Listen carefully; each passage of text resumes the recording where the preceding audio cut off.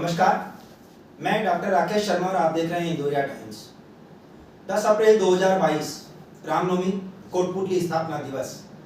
जी हाँ, कोटपुतली स्थापना दिवस की जब हम बात करते हैं तो प्रभु श्री राम का स्मरण सहज ही उठता है।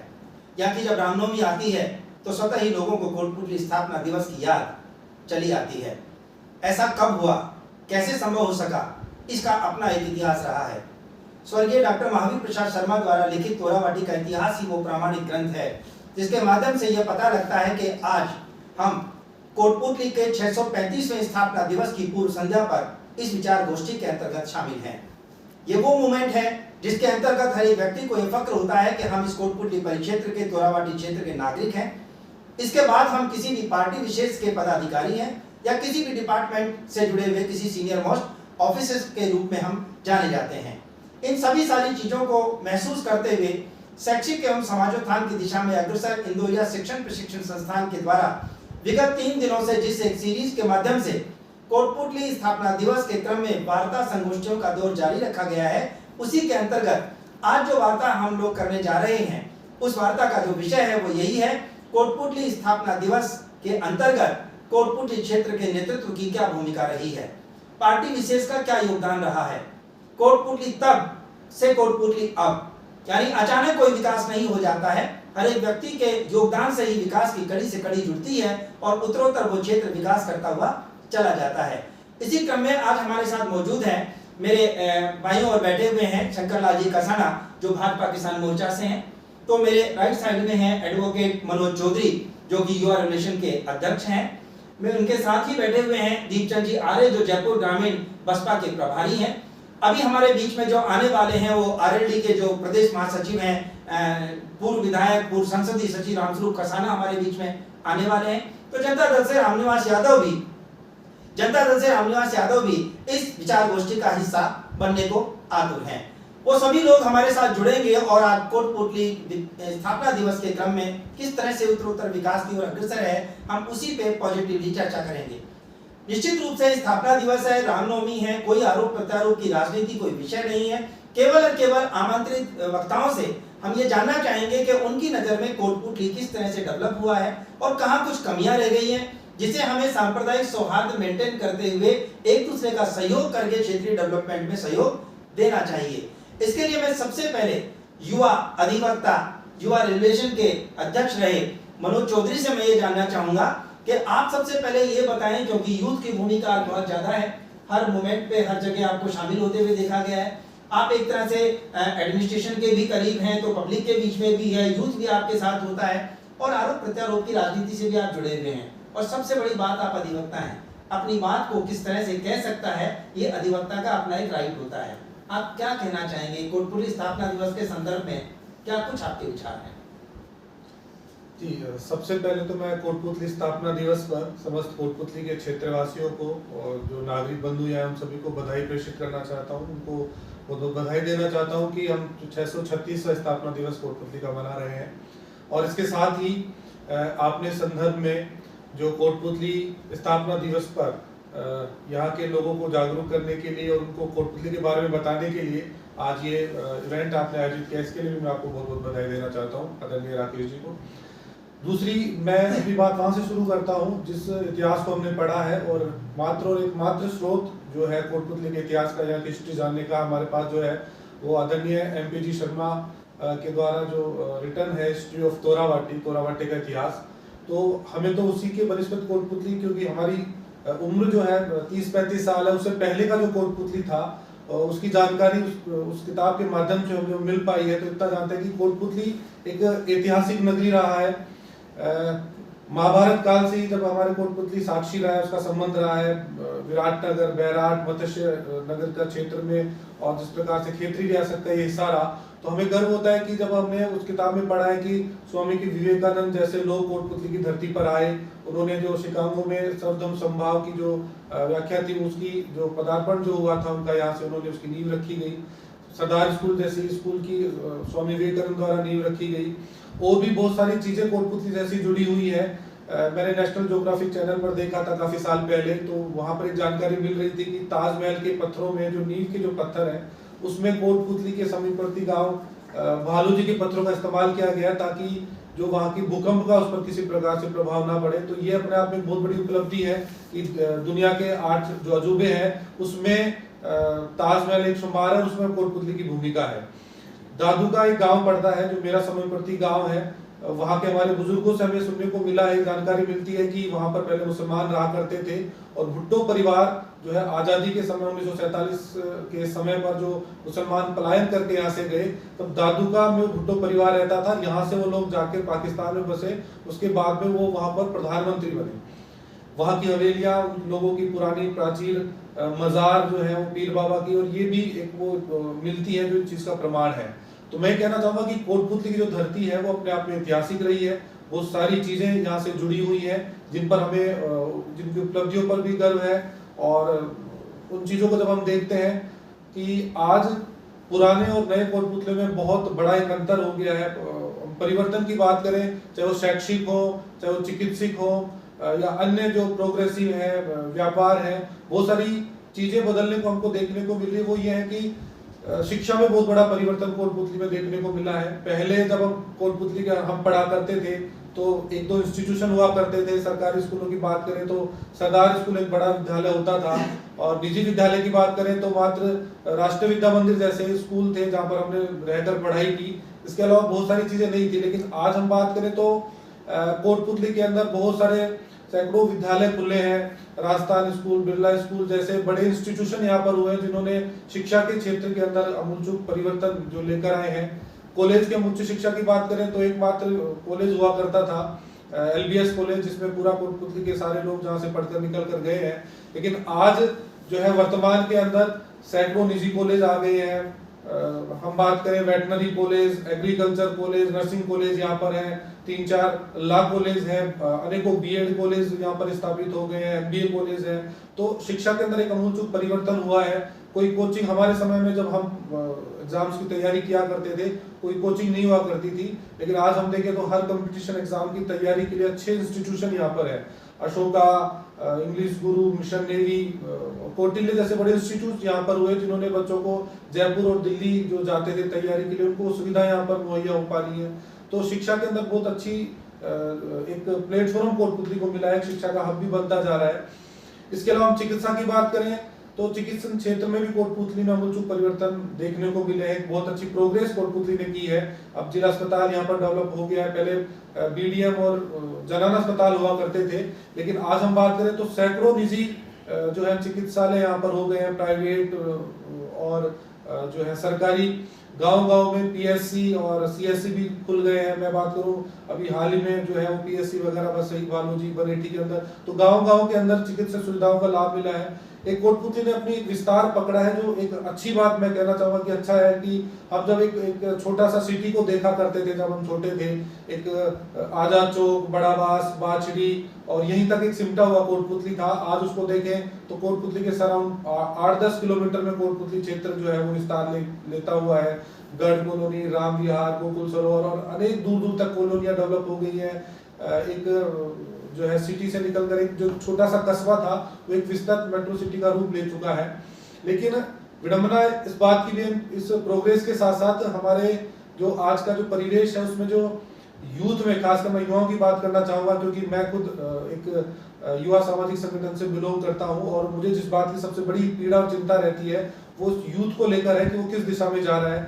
आज हमारे जिस हिसाब से क्राइम को लेकर यूथ में एक देखने को मिल रहा है, तो वो एक विडंबना है, वो चिंता का विषय है कि हमारा जो यूथ है, पहले जब हम आप देखा करते थे तो यूथ दूसरी चीजों में सिमटा होता था, चाहे वो पढ़ाई हो या फिर फिल्म इंडस्ट्री हो, बॉलीवुड हो, गेम्स हो, क्रिकेट के आयोजन हुआ करते थे, गली मोहल्लों में बैट बॉल लेके, बैडमिंटन लेके, फुटबॉल लेके खेला करते थे, फिल्में देखा करते थे यूथ। लेकिन आज का जो यूथ है वो बदल चुका है। उसके जो आइडल है वो क्रिमिनल्स हो गए हैं या फिर वो पॉलिटिक्स में बहुत ज्यादा इन्वॉल्व हो चुका है। और हम क्राइम की बात करें तो यूथ जो है एक जो क्राइम के अंदर इतना आगे जा रहा है कि वो हथियार बंद होना, क्राइम करना, प्लाट्स पे कब्जे करना, इस तरह की चीजों में इन्वॉल्व होकर वो अपना इसको कैरियर मान रहा है। तो मैं समझता हूँ एक चिंता का विषय है कि हमारे यूथ को इस प्रकार की जो चीजों से दूर रहना चाहिए, उसे अपना पढ़ाई में और अन्य चीजों में ध्यान देकर आगे बढ़ना चाहिए, तभी कोटपुतली का विकास संभव है। कोटपुतली में जिस प्रकार से घटनाएं हम देख रहे हैं तो एक चिंता का विषय मैं समझता हूँ। मनोज जी, मेरा एक सवाल यहाँ पर है, आप अधिवक्ता भी हैं और हर चीज़ को बेहतर समझते हैं, बहुत सारी चीज़ों को आपने समराइज करने की कोशिश भी की है, बहुत अच्छे से आपने रिप्रेजेंट किया है कोटपुतली शहर को, किस तरह से विकास के आयाम हासिल हुए हैं। माना ये जा रहा है कि जिले की ओर अग्रसर कोटपुतली, यहाँ तक कि जिले की दहलीज तक जा पहुँचा है कोटपुतली। और मैं अक्सर कहता हूँ कि कोटपुतली बेशक जिला ना सही, लेकिन जिले से कम भी नहीं है मेरा कोटपुतली।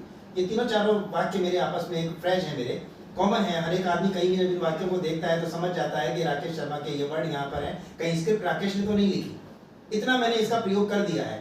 इन सारी चीज़ों के बाद ये महसूस होता है कि जब कोई बड़ा आयाम स्थापित होता है, जब प्रोग्रेस होती है, तो कुछ असुविधाएं भी लोगों को होती हैं। संभव है असुविधाएं होंगी, जैसे सीवरेज यदि आएगी तो सड़कों की चौड़ाई संभव है, यदि सड़कें चौड़ी नहीं होगी तो सीवरेज का आना नहीं आना बेकार होगा, कहीं ना कहीं हमें परेशानियों का सामना करना पड़ेगा। ठीक उसी तरीके से यदि हम जिले में कन्वर्ट होते हैं तो जिले में कन्वर्ट होने के साथ साथ हमारे को ऑफिसेज भी बढ़ाने पड़ेंगे, बहुत सारी चीज़ों की लैंड की जरूरत भी पड़ेगी, वो सारी चीज़ें हैं। समझ में आता है पुलिस लाइन के लिए एक बड़ी लंबी चौड़ी भूखंड की जरूरत पड़ती है, किसी और कार्य के लिए भी जरूरत पड़ सकती है, लेकिन सुना ये जा रहा है कि जिले बनने की दौड़ में स्थानीय जितने भी ऑफिस है गवर्नमेंट के, उन सारे ऑफिसेज को यदि कोटपुतली पुराने शहर से शिफ्ट करके किसी अन्यत्र जगह पर शिफ्ट कर दिया जाता है, आपको नहीं लगता कि कोटपुतली का न केवल व्यवसाय बल्कि यहाँ की रिहायश तक प्रभावित होने वाली है? देखिए, आप जो कह रहे हैं वो अपने हिसाब से एक चीजें हो सकती है, लेकिन जहाँ तक मैं समझता हूँ कि जब हम डेवलपमेंट की बात करते हैं, विकास की बात करते हैं, तो कई बार परिस्थितियों के हिसाब से चीजों को परिवर्तन करना एक मजबूरी हो जाती है। आज बहुत सारे पहले जब हम कोटपुतली में थे, जो चीज़ों की जो ऑफिसेज थे, जो एडमिनिस्ट्रेशन के अफसर थे, वो हमारे यहाँ पर कम जो थे वो आप चालू, तो उनकी जो आवश्यकता जो कम हिसाब से पड़ती थी, तो लेकिन आज जो समय के हिसाब से कल को जब कोटपुतली जिला बनता है और प्रगति कोटपुतली में होती है, तो अनेक प्रकार से चीज़ों की आवश्यकता पड़ेगी। हमें मिनी सचिवालय की भी आवश्यकता पड़ेगी, हमें पुलिस लाइन की भी आवश्यकता पड़ेगी, यहाँ पर जिला कलेक्टर भी बैठेंगे, एसपी भी बैठेंगे।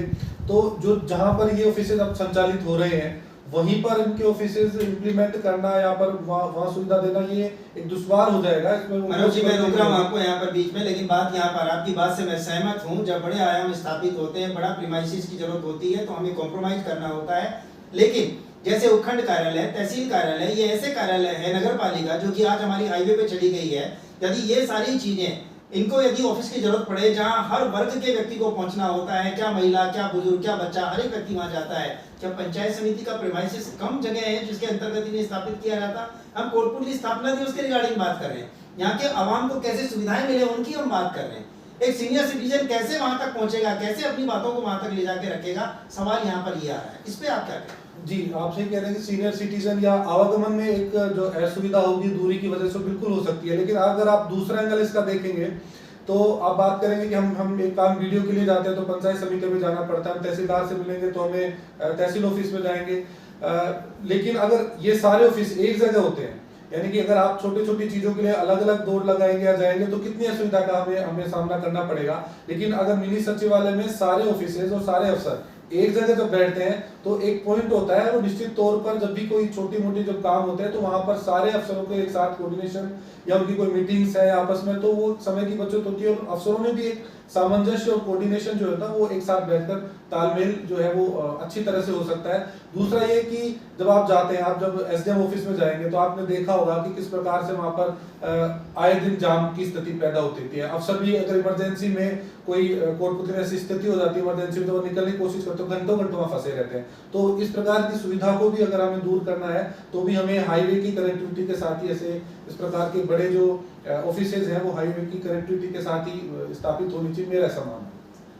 आपने देखा कि युवा ने किस जज्बे के साथ सारी बातों को सामने रखा है। हर एक सिक्के के दो पहलू होते हैं। राजनीतिक पार्टियां एक दूसरे पर आरोप प्रत्यारोप करती रही हैं, लेकिन जो कि इंदौरिया टाइम्स का ये जो मंच है, ये गैर राजनीतिक मंच है। यहाँ हर चीज को बड़ी बेबाकी के साथ रखा जाता है, फिर वो चाहे चुनाव नगर पालिका के हों, विधायक के हों या एमपी के चुनाव क्यों ना रहे हों। और जब बात कोटपुतली के स्थापना दिवस की आती है, कोटपुतली शहर के डेवलपमेंट की आती है, तो उस पर भी इंदौरिया टाइम्स जो है वो अपनी बात को बेबाकी के साथ रखता रहा है और उसके ऊपर चर्चा परिचर्चा के दौर को उसने हमेशा से जारी रखा हुआ है। आपका ये कहना कि एक यदि मानव शिक्षा संकुल यदि बन जाता है, कोई मिनी सचिवालय बन जाता है, उस एक ही प्लेटफॉर्म पे एक ही छत के नीचे सारे ऑफिसर्स के होने से न केवल ऑफिसर्स का कोऑर्डिनेशन बनता है, बल्कि एक व्यक्ति के लिए इधर उधर भागने से हमें बचाव होता है। आवश्यकता केवल इस बात की है कि केवल उस प्रीमाइसिस के लिए कितनी लैंड की जरूरत है, उन सब चीजों को हम ध्यान में रखें। हमें नेशनल हाईवे क्रॉस करके यदि वहां जाना होता है तो चूंकि कोटपुतली क्षेत्र कैजुअलिटी के नाम पर चिन्हित किया जा चुका है, बहुत ज्यादा कैजुअलिटीज यहाँ पर होती हैं और आपने खुद भी माना है इस चीज को कि सीनियर सिटीजन, महिलाएं, बच्चे जिन्हें मानव जन्म मृत्यु प्रमाण पत्र से जुड़ना पड़ता है, उन्हें जाति प्रमाण पत्र बनाना पड़ता है, उन सारी चीजों को भी यदि देखा जाता है तो भी कहीं ना कहीं जगह के संरक्षण में कोई चूक नहीं होनी चाहिए। बहरहाल आपके द्वारा जो बातें रखी गई हैं वो तमाम बातें कोटपुतली के स्थापना दिवस पर एक तरह से बहुत ही पॉजिटिव सोच का परिचय देती है। और यूथ के लिए जो आपने चिंता जाहिर की है, यूथ होते हुए आपने इस चीज को माना है, तो निश्चित रूप से जो भी लोग इस समय इस चैनल को देख रहे हैं उन्हें इस बात को समझना होगा कि जहां हमारे हाथ में गिल्ली डंडा हुआ करता था, जहां बैट और बॉल हुआ करती थी, जहां हम पतंगबाजी का शौक रखते थे, जहां हम कंचा खेला करते थे, आज हर एक व्यक्ति यहाँ पर रिवॉल्वर से खेलने का आदी हो चला है। हर एक व्यक्ति के पास देसी और विदेशी तमंचे देखे जाते हैं। आए दिन मुखबिर की सूचना के ऊपर पुलिस अचानक पहुंचती है,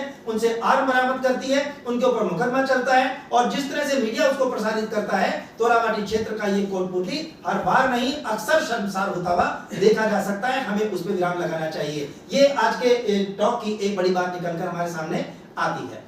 हमारे साथ मौजूद है भाजपा किसान मोर्चा से जुड़े हुए शंकर लाल जी कसाना, तो निश्चित रूप से देवनारायण बोर्ड से भी जुड़े हुए हैं और भारतीय जनता पार्टी में कई आप पदों पे रहे हैं, कदावर नेताओं में आप शामिल हैं। और ये कहा जाए कि जहां जनहित का मैटर होता है वहां कभी कभी नहीं, अक्सर आप एक भामाशाह की भूमिका में भी नजर आते हैं। शंकर लाल जी, मैं आपसे ये जानना चाहूंगा कि इस समय कोटपुतली में जो बोर्ड है वो कांग्रेस का बोर्ड है, नगर पालिका बोर्ड कांग्रेस का है, विधायक भी कांग्रेस के हैं, सरकार भी पार्टी की है और आप भारतीय जनता पार्टी को बिलोंग करते हैं। यहाँ हम गैर राजनीतिक तरीके से कोटपुतली के डेवलपमेंट को किस तरह से महसूस कर सकते हैं? एक शुरुआत कहीं ना कहीं में करनी पड़ेगी। हम साल में एक बार यदि कोटपुतली स्थापना दिवस पर केवल और केवल शहर के डेवलपमेंट की बात करें बिना आरोप प्रत्यारोप के, तो वो आप किस तरह से पैरवी करना चाहेंगे, बताएं। कोटपुतली स्थापना दिवस को तो सब पार्टियों से मिलकर, ये अपनी जन्मभूमि है। आज जन्मभूमि के लिए आदमी अपने सब कुछ, कोई 1000 कोस हो तो वो भी अपनी जन्मभूमि के लिए कुछ न कुछ करने को तैयार है। तो अपनी जन्मभूमि के लिए एक ऐसा उत्सव होना चाहिए तो सब पार्टियां मिलकर इसको उत्सव के रूप में, जैसे दीपावली मनाते हैं, दशहरा मनाते हैं, ऐसे ही एक कोटपुतली की पब्लिक को पूरी को एक ये सोचकर अच्छे अपना स्थापना दिवस को इस तरह उत्साहित होकर सब मनाएं, ढोल बाजे नगारे और सब गुलालों से दीपक जलाएं, एक दिवाली जैसा रौनक करते हैं। क्यों? अपनी मातृभूमि है, जन्मभूमि है, जन्मभूमि अपने लिए सब कुछ है। अधिवक्ता मनोज चौधरी ने अभी जो बात रखी, जिले की ओर अग्रसर कोटपुतली, विकास की ओर अग्रसर हैं हम लोग, घोषणाएं बहुत सारी की जा चुकी हैं। आपको क्या लगता है ये मात्र घोषणाएं होंगी या वास्तव में इससे कोटपुतली क्षेत्र का विकास होगा? कोटपुतली क्षेत्र का विकास कहाँ, जब 10 किलोमीटर वहाँ हरियाणा के पास ले जा रहे हैं सभी डिपार्टमेंट, तो यहाँ पंचायत समिति की जमीन पड़ी है, इसमें करो ना। थाना यहाँ, मुंसिपल कोर्ट यहाँ, सारी यही है, एक एडीएम तहसीलदार, यही तो नहीं है। इनके लिए पंचायत समिति की जमीन खूब है और आसपास ले लो। यहाँ कितने आज यहाँ रोड क्रॉस करने में कितनी ट्रेजेडी हो रही है। रोज देखो, कल 4 हुए, कल रोज 10-5 होते हैं आसपास में, और वहां जाएंगे तो कितनी चिंता है। बच्चे एक छोटा सा सर्टिफिकेट, जन्म मृत्यु प्रमाण पत्र जाएंगे, कोई चरित्र प्रमाण पत्र बनाने जाएंगे, उसके लिए छोटे छोटे बच्चे जाएंगे वहाँ, तो सब माँ बापों को कुछ कितनी चिंता रहेगी। और कोटपुतली का विकास कहाँ होगा? सिविल लाइन की फिर क्या जरूरत है? और कोटपुतली वहीं बस रहा है, वहीं सारे डिपार्टमेंट जा रहे हैं, फिर क्या जरूरत होगी? आप ये कहना चाह रहे हैं कि दूरी मैटर करेगी, क्राइम कैजुअलिटीज बढ़ेगी और व्यक्ति को असुविधा का सामना करना पड़ेगा यदि सारे ऑफिस यहाँ से 10 किलोमीटर दूर शिफ्ट कर दिए जाते हैं तो जी, आप ये मानते हैं? जी। इसके अलावा मैं एक सवाल आपसे और यहाँ पर करना चाहूंगा कि कोटपुतली जिस तरह से विकास की ओर अग्रसर है और विकास हो भी रहा है ऐसा माना जाता है, रोड चौड़े हो रहे हैं, निशानदेही की गई है और बहुत सारी चीजें हैं, इन सब चीजों के लिए क्या कभी जनहित के किसी मुद्दे के ऊपर प्रशासनिक रूप से कोई मीटिंग कॉल की जाती है? क्या यहाँ पे कोई सीएमजी की मीटिंग में सीनियर सिटीजन और क्षेत्र के प्रबुद्ध नागरिकों को कभी उसमें शामिल किया जाता है? यदि ऐसा नहीं किया जाता तो उसकी वजह क्या है? केवल मीटिंग और घोषणाएं होकर रह जाती हैं। अब कितने रोड मंजूर हो गए, जो रोड मंजूर हुआ, कितने का उद्घाटन हो लिया, वो उद्घाटन हो गया, ये हो गया, ये हो गया, ये सीवर लाइन देख लेना। अब आगे वो आचार संहिता लग गई, भाई अब ये रुक गया काम, हमने तो घोषणा करती है। तो घोषणाओं से काम नहीं, तो काम करने से काम होता है। थाली में रोटी रख दो, जब तक पेट में नहीं जाएंगे रखने से क्या फायदा। आपने बहुत ही सटीक अपने ही शब्दों में अपनी बात को कह दिया है। कोई राजनीतिक शब्दों का को घड़े बिना आपने इस बात को रखा है कि निश्चित रूप से विकास का हर एक व्यक्ति पक्षधर हो सकता है, बशर्ते कि उसे इस बात का ख्याल रखना होगा कि कैसे एक बुजुर्ग सीनियर सिटीजन वहां तक पहुंचेगा, कैसे एक बच्चा अपना चरित्र निर्माण या अपना जातिगत सर्टिफिकेट बनवाने के लिए वहां जाएगा, कैसे घर में कोई सीनियर सिटीजन अकेली वृद्ध या विधवा जो है वो कैसे वहां पर जाएगी जिसके आगे पीछे कोई नहीं है, किस तरह से यहाँ से वहां जाने के लिए लोगों को ट्रांसपोर्टेशन का सामना करना पड़ेगा। आज कोटपुतली जबकि पूरा सराउंडिंग के अंतर्गत 3 किलोमीटर के अंतर्गत कोटपुतली के सारे ऑफिस हैं, उस दौरान भी यदि हम रिक्शा की बात करें तो 100 रुपए से कम कोई व्यक्ति एक स्थान से दूसरे स्थान तक नहीं ले जाता। और जब हर एक कार्य के लिए व्यक्ति को वहां जाना पड़ेगा तो इस बात को भी हमें एक तरह से हम इग्नोर नहीं कर सकते, इस बात को भी हमें सामने रखना पड़ेगा। बहरहाल रामनवमी कोटपुतली स्थापना दिवस के अवसर पर हर एक व्यक्ति को गैर राजनीतिक तरीके से अपने विचारों को इसलिए भी सामने रखना चाहिए ताकि एडमिनिस्ट्रेशन उस पर प्रसंज्ञान ले सके, राजनीतिक पार्टियां उसे अपने एजेंडे में शामिल कर सके, जो चीज क्षेत्र में नहीं है उसको अपनी मांग बना करके इस तरह से विधानसभा में रखे कि हर एक घोषणा के अंतर्गत कोटपुतली को विकास की ऊंचाइयों तक पहुंचने का मौका मिल सके। आपका बहुत बहुत धन्यवाद। हमारे साथ मौजूद है कि जयपुर ग्रामीण से प्रभारी बसपा से पार्टी से दीपचंद आर्य, जो निश्चित रूप से अपनी बेबाकी के लिए जाने जाते हैं, मुखर हैं। आपको भी हम ये जानना चाहेंगे कि आप चूंकि पुरानी नगर पालिका के सामने काफी समय आपने बिताया है और यदि वहां की स्थिति का जो कोई वर्णन कर सकता है तो आपसे ज्यादा वर्णन कोई नहीं कर सकता। आज शहर के अंतर्गत एडमिनिस्ट्रेशन का क्या हाल है, क्या यहाँ की जाम की स्थितियां हैं, क्या यहाँ विकास के आयाम स्थापित किए जा रहे हैं, किस तरह से त्रस्त है यहाँ का व्यक्ति कि समय रहते यदि उसका इंतजाम नहीं किया गया तो परेशानियां और ज्यादा बढ़ जाएंगी, क्या कहना चाहेंगे? सबसे पहले तो मैं इंदौर टाइम्स को बहुत बहुत धन्यवाद देता हूँ कि कोटपुतली की पूर्व स्थापना दिवस की पूर्व संध्या पर आप लोगों ने भावनाओं को कदर करते हुए जनता की समस्या के निदान के लिए सभी युवा साथी जनप्रतिनिधियों को, राजनीतिक पार्टियों को बुलाया। इसके लिए इंदौर टाइम्स का बहुत बहुत धन्यवाद, आभार। दूसरी मैं ये कहना चाहूँगा, अप्रैल का महीना इतना शुभ दिन है, ये 30 दिन ऐसा है कि कोटपुतली की स्थापना दिवस आज भी अष्टमी है और कल रामनवमी है और आज अपन कोटपुतली की स्थापना दिवस पर चर्चा कर रहे हैं, विचार गोष्ठी के रूप में भी अपने अपने विचार रख रहे हैं। आज ही मानवतावादी अशोक अष्टम का भी जन्मदिन है। आगामी 11 अप्रैल को शिक्षा के जनक महात्मा ज्योतिराव का फुले का भी जन्म दिवस है। 195वां वर्ष जन्म दिवस मनाया जाएगा महात्मा ज्योतिराव फुले का। 14 अप्रैल को बाबा साहेब संविधान निर्माता बाबा साहेब डॉक्टर अम्बेडकर का भी जन्म दिवस है। इन सभी महापुरुषों के जन्मदिन पर कोटपुतली क्षेत्रवासियों प्रदेशवासियों को बहुजन समाज पार्टी की ओर से शुभकामनाएं, आभार प्रकट करता है, ढेर सारी बधाई हो। अब रही प्रश्न कोटपुतली की बात। कोटपुतली क्षेत्र में राजस्थान प्रदेश में भारतीय जनता पार्टी कांग्रेस पार्टी का शासन काल रहा है। दोनों दलों का लगभग सारा समय इनका ही कार्यकाल रहा है। आप देख रहे होंगे नगर पालिका क्षेत्र में अभी कोई सा भी दल के कार्यकाल रहा है। अब वर्तमान की बात कर लें, कांग्रेस पार्टी का शासन है, बोर्ड भी कांग्रेस पार्टी का है। एक ओर ने हमारे नेताओं के द्वारा वो विकास के रूप में सीवर लाइन की घोषणाएं हो रही है, रोड छोड़ेंगे सीवर लाइन पड़ेगा। उससे पहले जो गंदे नाला बना रहे हैं उनको नहीं बना रहे हैं, उनका बजट खर्च कर रहे हैं, उनको तोड़ा जाएगा।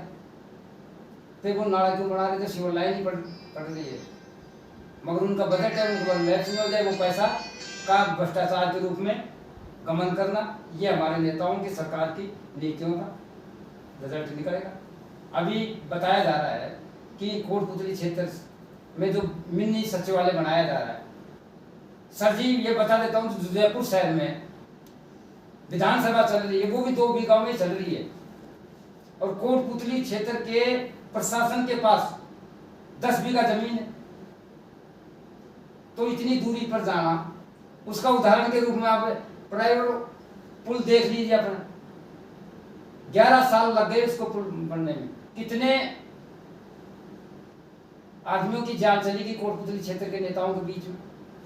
हमारे दोनों सरकारों के दलों में सिर्फ घोषणाएं कर रहे हैं, नहीं कि धरातल पर वो काम हो रहा है। अभी हमारे सांसद के द्वारा केंद्रीय विद्यालय की घोषणा कर रखी, क्या बन पाया? क्या रेवड़ी बांटेंगे 2024 में सांसद के द्वारा? पुल का जो बाईपास हमारे विधायक राज्य मंत्री द्वारा घोषणाएं की जा रही कि वो हो गया, क्या वो दे दिया गया, रोक दिया गया उसको? सर्वे कर लीजिए, आप पत्रकार हैं, किसी के भी खाते में अकाउंट में पैसे नहीं डाले, क्योंकि वो उद्योगपति पूंजीपतियों को जो उनको सपोर्ट कर रहे हैं उनकी साइड से ही वो रखना चाह रहे हैं। नहीं, अब तक तो काम भी चालू हो जाता। आपको लगता है कि जो काम हो रहा है वो व्यक्ति विशेष को लाभ पहुंचाने के लिए काम किया जा रहा है? जी सर, जनहित में काम नहीं हो रहा है? नहीं नहीं, कोई जनहित में नहीं है। सरकार, दोनों सरकारों के द्वारा कोटपुतली को जिला स्तरीय घोषणा कर रहे हैं, अखबारों में भी लिखा जा रहा है। हमारा चौथा स्तंभ भी ये कह रहा है कि कोटपुतली में जिला स्तरीय अस्पताल है, मगर वो जिला स्तरीय छोड़ के पंचायत स्तर का भी नहीं है। नहीं, संसाधन का अभाव तो नहीं है। एम्बुलेंस से लेकर के जो सुविधाएं होनी चाहिए, अब तो आईसीयू भी आ गया है, बहुत सारे पेडियाट्रिक वार्ड से लेकर के और भी कई अत्याधुनिक वार्ड यहाँ पर बनाए गए हैं। ऐसा तो हम नहीं कह पाएंगे क्योंकि कोटपुतली में बहुत सारी चीजें डेवलपमेंट की ओर अग्रसर है। आपको ऐसा लगता है कि अभी कुछ नहीं? बिल्कुल ऐसा ही लग रहा है सर। क्या डब्बों में पैक में वो मशीनें काम करेंगी क्या हमारी? वो एक आप बात कह सकते हो कि मशीनें डब्बों से बाहर नहीं निकल पाई है, केवल घोषणाएं हुई हैं, ये आपकी बात समझी जा सकती है। आप सर्वे कर ले, आज की तारीख में करें आप सर्वे कि कितनी डिलीवरी केस बीडीएम जिला स्तरीय अस्पताल में एडमिट है और कितने हमारे निजी अस्पतालों में एडमिट है आज की तारीख में। ईतन जी, एक और बात बताएं क्योंकि समय की एक अपन थोड़ी सी लिमिट लेकर के चल रहे हैं। माना जा रहा है कि जिस समय डाबला रोड का विस्तार हो रहा था उस समय बहुत सारे लोगों ने इसका विरोध किया था। निसंदेह इंदौरिया टाइम्स ने भी उस बात को बहुत सुर्खियों से उठाया था कि जिस तरीके से रोड बनाया जा रहा था, ना उस पे कहीं झाड़ू लगाई जा रही थी, ना डस्ट हटाया जा रहा था, ना पानी डाला जा रहा था, केवल और केवल मलबा फैलाया जा रहा था। यानी कि यदि हम मेन चौराहे से बात करें तो 2 किलोमीटर तक का रोड कब बनने के बाद टूट जाएगा कुछ कहा नहीं जा सकता। लेकिन जब मीडियाबाजी हुई और मीडिया ने अपना तेवर दिखाया तो उसके बाद में परिवर्तन हुआ और एक अच्छे तरीके से रोड का निर्माण हुआ। अभी जिस तरीके से वो रोड बनकर के तैयार है, बेशक कॉलोनियां डीप में चली गई हैं, उनके लिए पानी भरेगा, वो एक बाद की चीजें हैं, लेकिन आज वो रोड बहुत ही खूबसूरत दिखाई देता है। ठीक इसी योजना के अंतर्गत यदि नगर पालिका तिराहे तक वो रोड आता है या पुतली कट से बांसुर रोड तक उस रोड को जोड़ा जाता है, चूंकि आप पुरानी नगर पालिका के पास काफी समय रहे हैं, आपको क्या लगता है नगरों के रोडों को चौड़ा करने से, लाइटें लगाने से, इन सारी चीजों से क्या क्षेत्र का नुकसान होगा? बल्कि क्षेत्र को तो फायदा होना चाहिए इससे। सर, कोटपुतली की जनता तरस है सरकार की नीतियों से। आज भी गंदगी से, रोड सब चौड़ा होने से, आधुनिकी व्यवस्था तो अच्छी लगती है मगर व्यक्तिगत की स्थिति को देखते हुए, उनका पैमाना को देखते हुए उसकी समस्या को ध्यान रखना चाहिए सरकार को। आप बांसुर रोड पर देख लीजिए, जो बांसुर रोड का जो रोड बना है, गवर्नमेंट का, सुप्रीम कोर्ट का ये निर्देश है कि जो भी रोड बनेगा वो रोड को उखाड़ के बनाना चाहिए। वो रोड पर ही रोड बना दिया गया, हजारों परिवार तरस हो गए, उनके मकान डूब गए। ये सच्चाई बता रहा हूँ आपको मैं। नहीं, लेकिन इस समय वर्तमान नगर पालिका बोर्ड और विधायक के माध्यम से जो कार्य किए गए उसका एक बहुत अनूठा उदाहरण है। आप ये नहीं कह सकते। हमारे साथ भाजपा के किसान मोर्चा से जुड़े हुए शंकर लाल जी भी हैं, मैं इस बात को कंटिन्यू करूंगा। भाजपा के कार्यकाल में जो गौरव पथ प्लान किया गया था, उस गौरव पथ को चमन करने में, उसको बहुत ज्यादा रोशन कर देने में वर्तमान कांग्रेस बोर्ड का हाथ है। यानी दुनिया में कहीं जितनी लाइटें नहीं लगी होंगी एक रोड के ऊपर, जितनी लाइटें केवल कोटपुतली के भाजपा कार्यकाल के दौरान बने हुए गौरव पथ पे लगी। आप उन लाइटों के बारे में क्या कहेंगे? मैं सर आपसे एक ही क्वेश्चन करना चाह रहा हूँ, यहाँ पुरानी नगर पालिका नई नगर पालिका में शिफ्ट कितने दिन हो गए? आप बताएं थोड़ा सा। हाँ, जो भी कार्यकाल हुआ बताएं। 2 साल के लगभग होगा। हाँ, 2 साल हो गए। 2 साल के लगभग होगा। हम्म, तीसरी मंजिल में नगर पालिका चल रही है हम्म, और नगर परिषद की भी घोषणा हो गई है। हम्म। आज जब सिटीजन की बात कर रहे हैं अपन, सिटीजन हैंडीकैप नगर पालिका कार्यालय में कर्मचारियों से मिलने के लिए, अपना काम के लिए अपील करने के लिए जाते हैं, वो कई सिटीजन नगर पालिका के जीने से गिर चुके हैं। एक रेलिंग पाइप नहीं लगवा सकती नगर पालिका, आप विकास की बात कर रहे हैं। बड़ा खेद का विषय, बड़े दुख के साथ कहना पड़ रहा है कि हमारे इन पार्टियों के दोनों दलों के द्वारा ये हमारी जनता कोटपुतली की तरस है सर। दीपचंद जी, हालांकि इशू ये पॉलिटिकल नहीं है, आरोप प्रत्यारोप नहीं है, लेकिन चूंकि गौरव पथ का कोई सवाल मैंने कर दिया और आपने बात की है, दोनों दलों पे आपने हमला बोल दिया है, और तीसरा दल तो हमारे पास अभी है भी नहीं। अभी हमारे पास भाजपा के शंकर लाल जी हैं, तो मैं वापस से एक बार इनके पास आ रहा हूँ गौरव पथ को कंटिन्यू करने के लिए। कि गौरव पथ पे, जिसपे आपका भी अपना ऑफिस वहाँ पर मौजूद है, उस पे जो लाइटिंग की गई है, उस पे जो ये रोशनी वगैरह की गई है, सड़कों को चौड़ा किए बिना, जबकि पहली प्रायोरिटी होनी चाहिए थी कि रोड को चौड़ा किया जाता, फिर उसके बाद में लाइनिंग डाल करके फिर वो लाइटें वगैरह लगाई जाती। लेकिन बहरहाल बहुत ही वो एक हेरिटेज लाइटें लगाई गई हैं। नगर सौंदर्यीकरण का कोई उदाहरण देखने को मिलता है तो वो केवल आप वाले गौरव पथ पर ही मिलता है। आप क्या कहेंगे? गौरव पथ लाइटों से नहीं होता है कि लाइट लगाने, ज्यादा लाइट लगाने से ज्यादा गौरव होता है। ये लाइटें इतने ही दूर में आगे और लगती, जब उनको भी सुविधा मिलती, इतने आदमियों को अब सुविधा मिलेगी, इनसे दुगने आदमी सुविधा इस सुविधा का फायदा लेते हैं जब होता है विकास का काम, और कितने आदमी इससे फायदा लेकर। ये आपको ये लगता है कि लाइटें बहुत नजदीक बहुत लगा दी नजदीक है, ज्यादा क्यों लगाई गई लाइटें? इतनी नजदीक क्यों लगाई गई, इसके पीछे क्या है? ये पैसे हैं जनता के, कैसे भी लगाने चाहिए। 3 बार लग रही है लाइटें, पहले साइड में लगी, अब बीच में लगी हैं। पहले रोड चौड़ा होना चाहिए था, अगर कितनी है, चाहे बनाओ आधा किलोमीटर, पर जो रोड की सीमा है वो निश्चित होकर उतना रोड तो बने, फिर बार बार नहीं बनाना पड़े। अभी कितने बार बन लिया, नाली कभी ये हो गया। एक बार बनाओ, चाहे बनाओ आधा किलोमीटर, तो उसको वो तो निश्चित रहे, असवा ये तो बन गए यहाँ तक, तो आगे फिर आगे देखेंगे। नहीं, अपने आप में न्यूज का विषय नहीं है क्या? भाजपा द्वारा के कार्यकाल में बनाए गए गौरव पथ को चमन करने में कांग्रेस की महत्वपूर्ण भूमिका? महत्वपूर्ण भूमिका तो है, चमन कर दिया इसको रोड को पूरे को चमन कर दिया। इस समय जो पब्लिक इस समय इंदौरिया टाइम से मुखातिब है, मैं उसे अब इस वार्ता को समराइज करते हुए इसको अंतिम पड़ाव में ले जा रहा हूं, और जो सार निकल के आया है, आज हमारे साथ जो वक्ता के रूप में मौजूद हैं, भाजपा किसान मोर्चा से शंकर लाल कसाना हमारे साथ हैं, युवा रिलेशन के अध्यक्ष एडवोकेट मनोज चौधरी हमारे साथ रहे, तो बसपा के जयपुर ग्रामीण से प्रभारी दीपचंद जी हमारे साथ रहे, और जो आमंत्रित किए गए सदस्य थे उसके अंतर्गत जनता दल से रामनिवास यादव आमंत्रित किए गए थे, आरएलडी से रामस्वरूप कसाना को आमंत्रित किया गया था, और इसी तरह से कुछ अन्य लोगों को भी आमंत्रित किया गया था। लेकिन चूंकि रामनवमी और शादी विवाह के उस उत्सव के दौरान उन लोगों का सिलसिला इसी तरह से आने जाने का जारी रहेगा।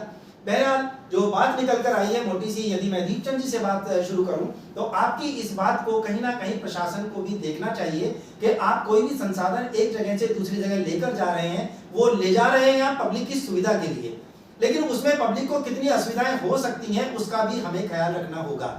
यानी आप कह रहे हैं कि विधानसभा जो है वो 2 बीघा में 4 बीघा में बनी हुई है, हमारे पास 10 बीघा जमीन निश्चित रूप से पंचायत समिति में है, तो वो चीज वहां पर बनाई जा सकती थी, चाहे बेशक हमारा आगार यहाँ से दूर जा सकता था जिसकी रोज जरूरत नहीं पड़ रही है, चाहे हमारी पुलिस लाइन है वो दूर जा सकती है, उसकी रोज जरूरत नहीं है, हमारे यहाँ के एडिशनल जितने भी ऑफिसेज हैं, एएसपी एडीएम, ये ऑफिसेज वहां जा सकते हैं। लेकिन यदि तहसील चली जाएगी, नगर पालिका चली जाएगी, या एसडीएम चला जाएगा, या थाना चला जाएगा, तो अल्टीमेटली उन सब चीजों के लिए व्यक्ति को रोड क्रॉस करके जब जाना पड़ेगा, तो संभवतः आए दिन जो कैजुअलिटीज होंगी हमें उसको भी इग्नोर नहीं कर सकते, हम उसका भी हमें ख्याल रखना पड़ेगा। तीसरी एक महत्वपूर्ण बात जो निकल कर आई है, चूंकि हम बात कोटपुतली स्थापना दिवस की कर रहे हैं, उसके डेवलपमेंट की हम बात कर रहे हैं, डेवलपमेंट के लिए जो चीज तय की गई है, हमें तयशुदा कार्यक्रम के अंतर्गत उस कार्य को करना चाहिए।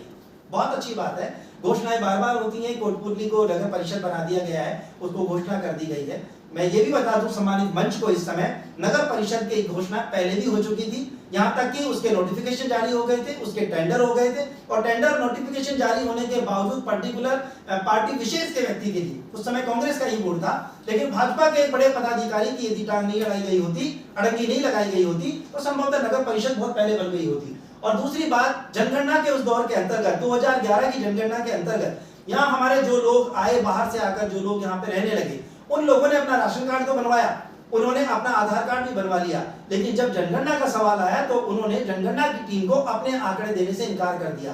परिणाम स्वरूप कुछ सैकड़ों की संख्या में लोगों की कमी की वजह से हमारी वो जनसंख्या की जो संख्या थी वो नहीं बढ़ सकी, और नहीं बढ़ने के कारण हम नगर पालिका में ही रह गए। विवाद केवल जनसंख्या वृद्धि का था, ना कि संसाधन और पार्टी विशेष की किसी जानकारी का था। अब फिर महत्वपूर्ण बात निकल के आती है यहाँ पर कि जब हम नगर परिषद के लिए मेंटली प्रिपेयर हो चुके हैं, हमें पता है हमारी सड़कें चौड़ी होनी चाहिए, और एक बार वापस से वो सड़कें चौड़ी होंगी, लाइन डलेगी, तो फिर इस समय युद्ध स्तर पर कोटपुतली में जो वार्डों के अंतर्गत नाले बनाए जा रहे हैं, सड़कें बनाई जा रही हैं, बिना सड़कों को खोदकर सड़कों के ऊपर सड़कों के लिए मलबा फैलाया जा रहा है। बहरहाल ये बात अपने आप में लोगों को कचोटने के लिए स्वाभाविक सी बात है कि बजट को एडजस्ट करने के लिए यदि आप आज वापस से वहां पे डिस्टर्ब कर रहे हैं, वहां पर मलबा फैला रहे हैं, सुविधा के नाम पर लोगों को गुमराह कर रहे हैं, तो 4 दिन बाद जब उसे तोड़ा जाएगा तो अल्टीमेटली पैसा चाहे व्यक्ति का हो या सरकार का, कहीं ना कहीं असुविधा के साथ व्यक्ति को जुड़ना होगा, और हमें इन चीजों के ऊपर विराम लगाना होगा। राजनीतिक मंच ना हो करके ये सामाजिक मंच है, और इसके बाद भी एक और वार्ता का अभी टाइम जो चल रहा है।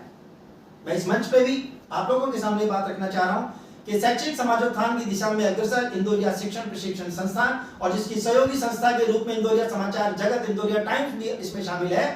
एक पुरजोर मांग मैं यहाँ से इस मंच के माध्यम से करना चाहता हूँ।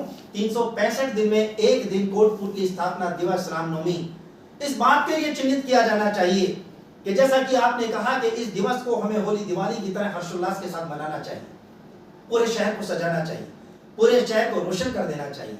और इस दिन पर्टिकुलर लेकर एक नौजवान से जिसने गिनीज बुक में अपना नाम दर्ज किया है, वहां से लेकर के उस सीनियर सिटीजन को भी सम्मानित किया जाना चाहिए, जिसने अपनी लाइफ के वो 60 साल नहीं, कोई 80 साल का है, कोई 70 साल का है, उसके पास जो नॉलेज है, उसके पास जो एक्सपीरियंस है, उसका उपयोग करते हुए यदि हम उसे सम्मानित करने का सिलसिला जारी रखेंगे, जिसके लिए केवल और केवल मात्र 15 अगस्त और 26 जनवरी को रेवड़ी वितरण प्रोग्राम का हमें इंतजार करना पड़ता है, और वहां भी जिस तरह से लोगों को सम्मानित किया जाता है, प्रतिमाएं उससे अछूती रह जाती हैं, छूट जाती हैं। मैं यूथ के मामले में यहाँ पर रिप्रेजेंट कर रहे मनोज चौधरी को भी इस बारे में मैं एक तरह से उनके सामने भी ये बात कहना चाहूंगा कि यदि आप लोगों ने अपने मंचों के माध्यम से ये पैरवी की कि कोटपुतली स्थापना दिवस पर किस कोचिंग संस्थान ने कितने सिलेक्शन दिए, हमारे क्षेत्र से कितने आईएएस निकले, कितने डॉक्टर निकले, कितने प्रोफेसर, कितने सीए, देश में 2 बार लगातार सीए में कोटपुतली फर्स्ट का जो एक नारा बुलंद किया गया, कितनी बड़ी बात थी। आज यदि उन लोगों को कोटपुतली के प्रशासन के द्वारा, जनप्रतिनिधियों के द्वारा, नगरपालिका मंडल के द्वारा यदि उन्हें यहाँ लाकर सम्मानित किया जाता है, तो मैं नहीं समझता हूँ कि कोटपुतली के गौरवान्वित होने में कोई कमी रह जाएगी। हम लोग छोटे छोटे मंचों के साथ बात करते हैं, अपनी अपनी टीआरपी पे बात करते हैं, लेकिन एक दिन यदि हमने केवल इन सारी सीमाओं को तोड़कर आगे बढ़ के बात करी, तो निस्संदेह कोटपुतली का स्थापना दिवस मनाया जाना सार्थक होगा। और मैं समझता हूं स्वर्गीय डॉक्टर एमपी शर्मा साहब द्वारा लिखित तोड़ावाटी के इतिहास के अंतर्गत तो रामनवमी का जो टाइम चुना गया, जिसके अंतर्गत हम बात कर रहे हैं संवत्सर 2079 की हम बात कर रहे हैं, और उस समय की यदि हम बात करें कि जहां ये चीजें चिन्हित की गई थी, तो संवत 1444 के अंतर्गत 1327 ईस्वी के अंतर्गत इस चीज को तय कर दिया गया था कि रामनवमी वो समय था जबकि कोटपुतली के लिए कोई नींव रखी गई थी। और एकमात्र ऐतिहासिक दस्तावेज जो हमारे पास है, उसे कोटपुतली क्षेत्र के प्रबुद्ध नागरिकों, सीनियर सिटीजन्स के माध्यम से प्रशासन के द्वारा जिस तरह से एक बड़ी मीटिंग आयोजन करके उसे ऑर्गेनाइज किया गया था, मुझे याद है अच्छी तरह से वो पहला जब कोटपुतली का स्थापना दिवस मनाया गया था, उस समय स्वर्गीय डॉक्टर एमपी शर्मा साहब खुद मौजूद थे। अखिल भारतीय साहित्य परिषद से जुड़े हुए साहित्यकार के रूप में नागपाल जी वहां पर थे, हीरालाल जी भूषण वहां पर थे, सुगन चंद जी आर्य हुआ करते थे। यानी ये वो नाम है जिसे आज की युवा पीढ़ी जानती ही नहीं है, उन्हें उस नाम का एहसास नहीं है। आखिर फिर हम उसको कोटपुतली स्थापना दिवस की किस तरह की पैरवी हम करना चाहते हैं, किस तरह से हम उसको आगे बढ़ाना चाहते हैं, ये एक विचारणीय प्रश्न है। आप सभी का बहुत बहुत धन्यवाद कि आपने एक शॉर्ट नोटिस के अंतर्गत कोटपुतली स्थापना दिवस को एक पहचान देने के अंतर्गत उससे जुड़ी हुई समस्याओं को आपने शेयर किया है, गैर राजनीतिक रूप से आपने शेयर किया है, और जो राजनीतिक मंच से यहाँ पर आमंत्रित किए गए हैं उन्होंने भी अपनी गरिमापूर्ण उपस्थिति के साथ अपनी उपस्थिति न केवल दर्ज करवाई है बल्कि उन जन समस्याओं की ओर ध्यान आकर्षित किया है जिसका समय रहते यदि समाधान खोज लिया जाता है तो यही सार्थक अर्थों में कोटपुतली स्थापना दिवस की सबसे बड़ी सार्थकता होगी। आप सभी का धन्यवाद।